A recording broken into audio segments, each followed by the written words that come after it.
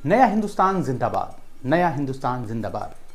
चुनावी रैली में आई हजारों लाखों लोगों की भीड़ जब जब पंडित नेहरू जिंदाबाद के नारे लगाती, जवाहरलाल नेहरू पलटकर ऐसे ही अपने रिएक्शन देते। भीड़ कहती पंडित नेहरू जिंदाबाद तो वे मंच से जवाब में जोर जोर से कहते नया हिंदुस्तान जिंदाबाद। ये दृश्य है साल 1951 का, जब भारत में पहला आम चुनाव हो रहा था।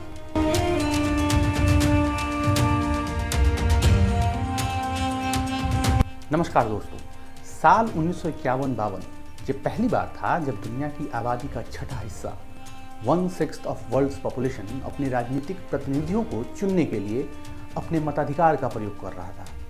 यानी भारत में, आज़ाद भारत में पहला चुनाव हो रहा था। और 1, 2, 5 या 7 नहीं बल्कि 68 चरणों में ये चुनाव कराए गए। कल्पना कीजिए, बर्फीले पहाड़ से लेकर जंगल, नदियों और यहाँ तक कि समुद्र को पार कर छोटे से गांव, कस्बों तक पहुंचना, वो भी तब जब ट्रांसपोर्ट के साधन बहुत सीमित होते थे। कहीं पहुंचना बेहद मुश्किल होता था, प्रॉपर इंफ्रास्ट्रक्चर नहीं थे। ऐसे में फ्री, फेयर और ट्रांसपेरेंट चुनाव कराना कितना मुश्किल रहा होगा। फिर कैसे हुआ सब, कितने महीने लगे थे उस चुनाव में, आज की वीडियो में देखिए भारत के पहले आम चुनाव की दिलचस्प कहानी। दोस्तों, आज भारत दुनिया का सबसे बड़ा लोकतांत्रिक देश है।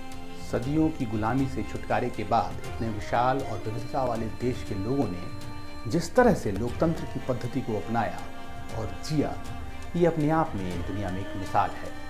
भारत विविधताओं से भरा देश है और ऐसा सिर्फ भाषा, संस्कृति आदि के मामले में ही नहीं बल्कि भौगोलिक रूप से भी यहाँ तमाम चुनौतियाँ हैं। और ऐसे में अगर देश का पहला चुनाव सफल रहा तो इसका एक श्रेय सुकुमार सेन को भी जाता है, भारत के पहले मुख्य चुनाव आयुक्त, first chief election commissioner of India. इनकी बात हम करेंगे, लेकिन इससे पहले भारत में हुए इस पहले आम चुनाव से जुड़ी कुछ बेहद दिलचस्प बातें आप जान लीजिए। भारत में 1951-52 में जब पहली बार आम चुनाव कराए गए तो देश की आबादी करीब 37 करोड़ थी। फैसला लिया गया कि 21 साल और इससे ज़्यादा की उम्र के सभी लोगों को इस चुनाव में वोट देने का अधिकार होगा, फिर चाहे वो महिला हो या पुरुष, अमीर हो या गरीब। पश्चिमी देशों के लिए भारत का ये कदम हैरानी भरा था। उन्हें लगा कि जिस देश को हाल में आज़ादी मिली हो, और वो भी खून खराबों और विभाजन की त्रासदी के साथ, जहां अलग अलग रियासतों को देश में मिलाने के लिए कड़ी मेहनत करनी पड़ी, वहां इस तरह सभी वयस्क लोगों को वोट देने का अधिकार मुश्किलें पैदा कर सकता है। वो भी तब जब योग्य वोटर्स की 17 करोड़ की कुल संख्या में 80% से ज़्यादा निरक्षर थे, पढ़ना लिखना नहीं जानते थे।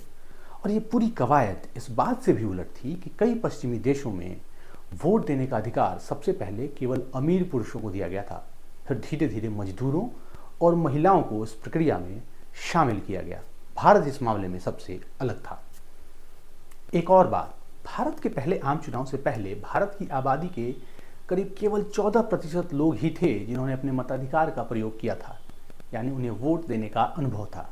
दरअसल अंग्रेजों के शासन के दौरान 2 मौकों 1937 और 1946 में अंग्रेजों ने गवर्नमेंट ऑफ इंडिया एक्ट 1935 के तहत कुछ केंद्रीय और प्रांतीय विधानसभाओं के लिए सीमित मताधिकार की सुविधा प्रदान की थी।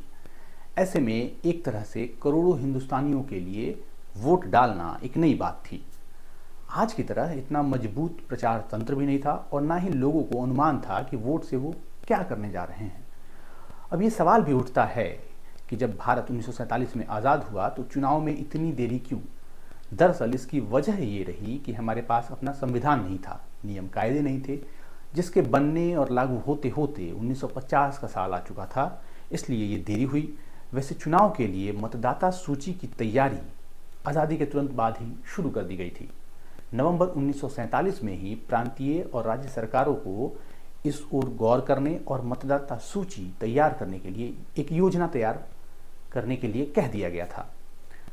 इलेक्शन कमीशन ऑफ इंडिया का गठन भी जनवरी 1950 में हो गया था और फिर इसी साल के मार्च में सुकुमार सेन की नियुक्ति भी chief election commissioner of India के तौर पर हो गई थी।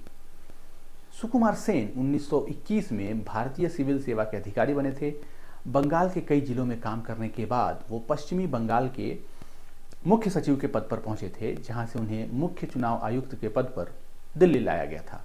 बहरहाल 1951-52 के इस पहले चुनाव में कुल मिलाकर करीब 4500 सीटों के लिए वोट डाले गए थे, जिसमें 499 सीटें लोकसभा की थीं। पूरे भारत में कुल 2,24,000 मतदान केंद्र बनाए गए थे। इसके अलावा लोहे की 20 लाख मतपेटियां बनाई गई थीं, जिसके लिए 8200 टन इस्पात का इस्तेमाल किया गया था।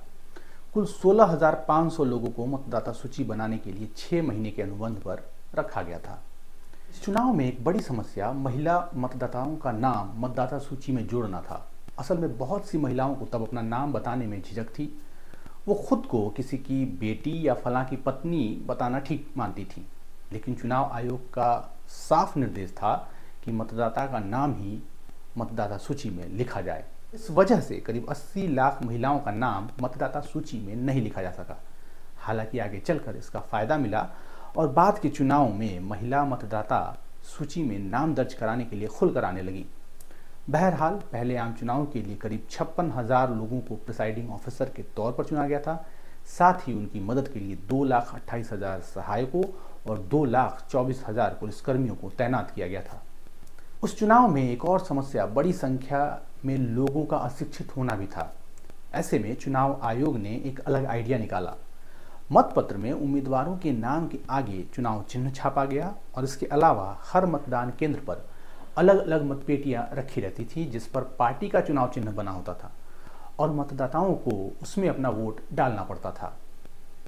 एक और बात, इन चुनाव में कांग्रेस पार्टी स्पष्ट रूप से मुख्य और बड़ी दावेदार थी, लेकिन इसके अलावा कम्युनिस्ट पार्टी से लेकर भारतीय जनसंघ, सोशलिस्ट पार्टी तक के विभिन्न विचारधाराओं का प्रतिनिधित्व करने वाले कई राजनीतिक दलों ने भी इस पहले आम चुनाव में हिस्सा लिया।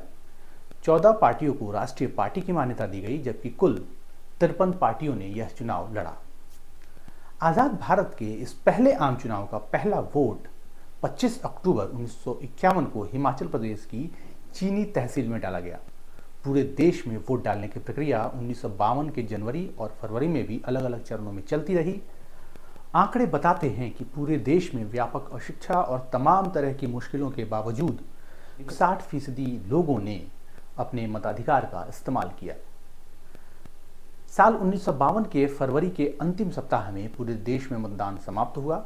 इस चुनाव में कांग्रेस पार्टी को लोकसभा में 499 में से 364 सीटें मिली, जबकि राज्य विधानसभाओं की कुल 3280 सीटों में 2247 सीटें कांग्रेस को मिली। भारत के पहले आम चुनाव में CPI communist party of India दूसरे नंबर पर रही। उसने लोकसभा चुनाव में 49 सीटों पर चुनाव लड़ा और 16 सीटें जीती। हालांकि उसे केवल 3.29% वोट ही मिले। सीपीआई के पीछे जयप्रकाश नारायण और राम मनोहर लोहिया की सोशलिस्ट पार्टी रही, जिसने 254 सीटों पर चुनाव लड़कर 12 सीटें हासिल की। आचार्य कृपलानी की किसान मजदूर प्रजा पार्टी 145 सीट में से केवल 9 जीतने में सफल रही। भारतीय जनसंघ ने 49 सीटों पर चुनाव लड़ा, जिसमें 3 सीटों पर उसे जीत मिली। पार्टी के अध्यक्ष श्यामा प्रसाद मुखर्जी कलकत्ता दक्षिण पूर्व से चुनाव जीतकर लोकसभा में पहुंचे। डॉक्टर भीमराव अंबेडकर की शेड्यूल्ड कास्ट फेडरेशन को 1952 के चुनाव में ज्यादा सफलता नहीं मिली। इस पार्टी ने जिन 35 सीटों पर चुनाव लड़ा था, उनमें से केवल 2 सीटें ही उसने हासिल की। इसके अलावा 37 निर्दलीय भी इस चुनाव में जीत हासिल करने में कामयाब रहे। तो ये थी कहानी भारत में हुए पहले आम चुनाव की। कैसा लगा आपको हमारा वीडियो? कमेंट करके बता सकते हैं। वीडियो अच्छा लगे तो लाइक करें और चैनल को सब्सक्राइब करना नहीं भूलें। नमस्कार।